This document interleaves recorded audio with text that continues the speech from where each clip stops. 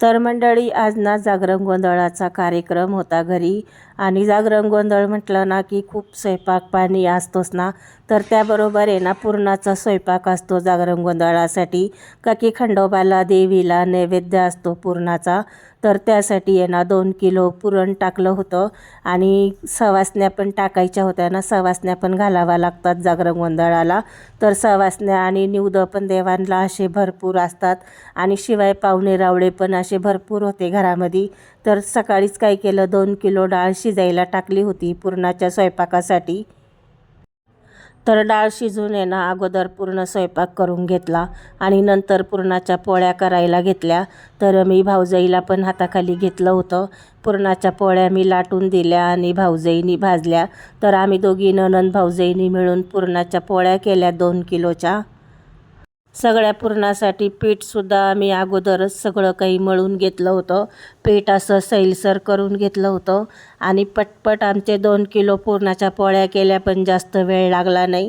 फक्त 1.5 तासामध्ये 2 किलो पुरणाच्या पोळ्या तयार झाल्यात आपल्या. भरभर अशा लाटून दिल्या आणि भाऊजाईने अशा भरभर भाजून काढल्या पुरणाच्या पोळ्या.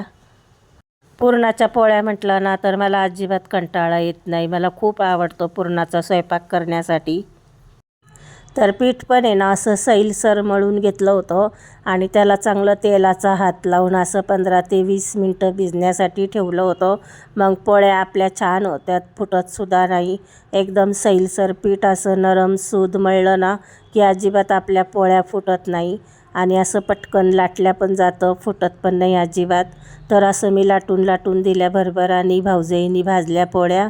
तर अशा पटकन आमच्या पोळ्या तयार झाल्या ना, फक्त 1.5 तासामध्ये 2 किलो पुरणाच्या पोळ्या तयार झाल्यात.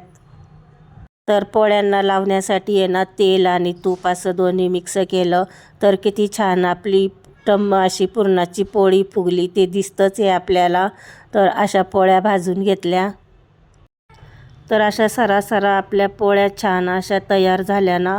तर परत एकदा पोळी लाटून दाखवते. एक छोटा उंडा पिठाचा घेऊन थोडासा लाटून घेतला आणि उंड्यापेक्षा थोडंसं जास्त पुरण घ्यायचं आपल्याला. जितका आपला उंडा आहे ना त्याच्यापेक्षा थोडं जास्त पुरण भरायचं आणि असं त्याचं तोंड पॅक करून घ्यायचं आपल्याला. आणि थोडंसं कोरडं पीठ लावून असं हाताने थोडं उंड्याला वळवून घ्यायचं, म्हणजे जे काही पुरण असतं ना आतमध्ये भरलेलं ते सगळीकडं चारी बाजूला असं पसरल्या जातं.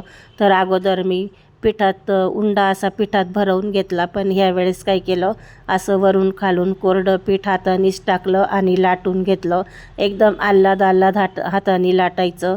आणि पोळ्या तर माझ्या अशा सरसर तयार होतात ना, म्हणजे जास्त वेळ पण लागत नाही पुरणाची पोळी लाटायला. 2-3 लाटणे फिरवले की पोळी तयार होती आपली.